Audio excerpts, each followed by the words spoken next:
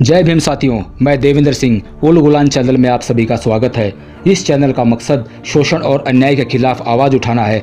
जो भाई बहन शोषण और अन्याय को पसंद नहीं करते वे अपना बहुमूल्य योगदान दे सकते हैं। दोस्तों, कोरोना महामारी के कारण आज दुनिया की सभी सरकारों के पास लॉकडाउन लगाने के सिवाय अन्य कोई चारा नहीं है। बड़े बड़े राजनेताओं और नीति निर्माताओं की बेपरवाही और अति आत्मविश्वास का नतीजा है लॉकडाउन। WHO ने 30 जनवरी को कोरोना को विश्वव्यापी हेल्थ इमरजेंसी घोषित कर दिया था। उसके बावजूद भी अंतर्राष्ट्रीय उड़ानों को प्रतिबंधित नहीं किया गया। जो लोग एक देश से दूसरे देश गए उनको एयरपोर्ट से सीधे क्वारंटाइन करने की बजाय इंसानी बस्तियों में घुस जाने दिया गया। भारत में भी 8 जनवरी से लेकर 23 मार्च तक लगभग 15 लाख के करीब लोग विदेशों से भारत आए। इनमें वे लोग भी थे जो सीधे चीन, अमेरिका और इटली से आए। एयरपोर्टों पर सुरक्षित उपकरणों के साथ प्रशिक्षित डॉक्टरों की टीम के द्वारा उनके सैंपल लेकर जांच करने की बजाय इनका सिर्फ तापमान मापकर छोड़ दिया गया। दोस्तों, कोरोना वायरस अमीरों, साधन संपन्न लोगों के द्वारा भारत में लाया गया है। गरीब और कमज़ोर तबके का कोई भी आदमी विदेश नहीं गया। पैसे वालों के द्वारा लाई गई है बीमारी अब गरीबों पर पड़ रही है भारी। लॉकडाउन के कारण उत्पन्न संकट की सीधी मार उन लोगों पर पड़ेगी जिनके पास आमदनी का जरिया मजदूरी है, छोटी सी प्राइवेट नौकरी है। जो लोगों के घरों में काम करते हैं इनकी आमदनी एक दहाई तक भी नहीं होती। महीने का राशन, किराया, बिजली का बिल, दवाइयों का खर्च, अगर लोन है तो उसकी किस्तें इत्यादि का निपटारा करने के लिए घर के कई लोगों को मिलकर काम करना पड़ता है। फिर भी इनका उस आमदनी में ढंग से गुजारा नहीं हो पाता।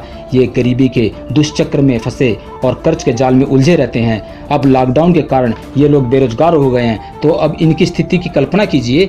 ये लोग प्राइवेट सेक्टर में काम करने वाले, सफाई वाले, सिविल मैन, माली, चौकीदार, चपरासी, driver, delivery man, labour, helper इत्यादि अनेक रूपों में हैं। जिन लोगों के पास सरकारी नौकरी है, व्यवसाय है, उद्योग है, निजी क्षेत्र में ढंग की नौकरी है तो उनकी आमदनी भी ठीक ठाक है। उस आमदनी से उनके पास इतनी बचत तो अवश्य ही है कि वे फिलहाल आमदनी ना होने की वजह से उन्हें कोई फर्क ना पड़े और वे अगले कुछ महीनों तक आराम से गुजारा कर सकें।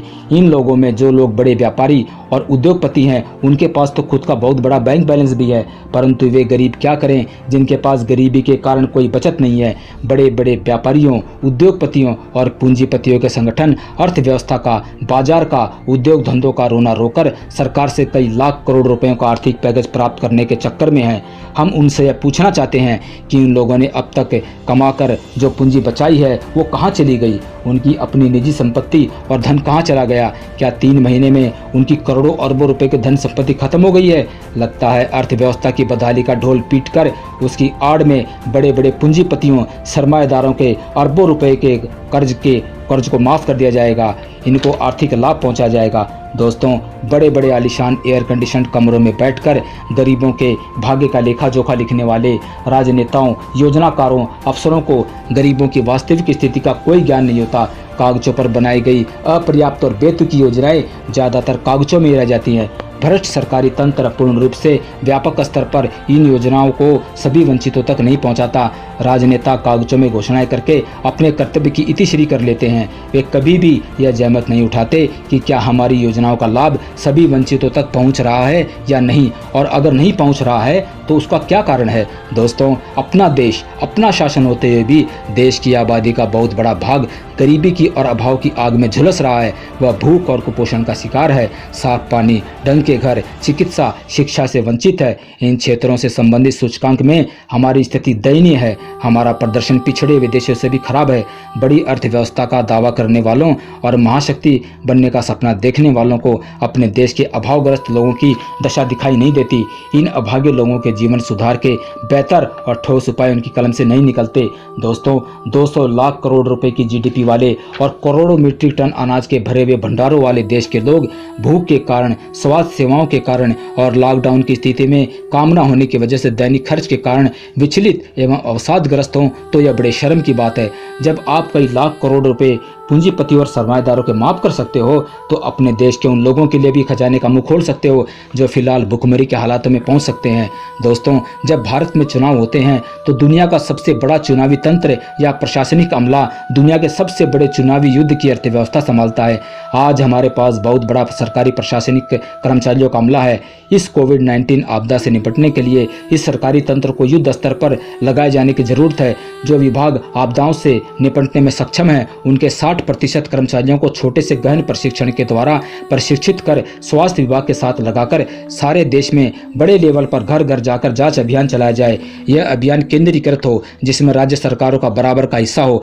जिन सरकारी विभागों का काम वितरण प्रणाली से जुड़ा है, उन्हें घर घर जाकर मुफ्त राशन वितरण का जिम्मा सौंपा जाए तथा लोगों की वर्तमान स्थिति की सही रिपोर्ट बनाने की जिम्मेदारी दी जाए।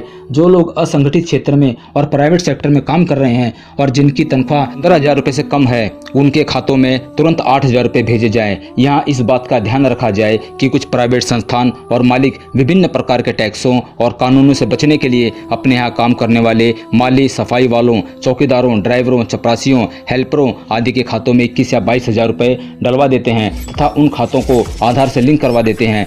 इसलिए इन बेचारों को किसी भी सरकारी योजना का लाभ नहीं मिल पाता। अतः जब गरीब कमजोर वर्गों के खातों में रकम डाली जाए तो इस बात का ध्यान रखा जाए कि वह व्यक्ति किस पोस्ट पर या कौन सा काम कर रहा है, क्योंकि प्राइवेट क्षेत्र में 4th क्लास समझे जाने वाले वर्ग को 10,000 से भी कम या इसके आसपास सैलरी मिलती है।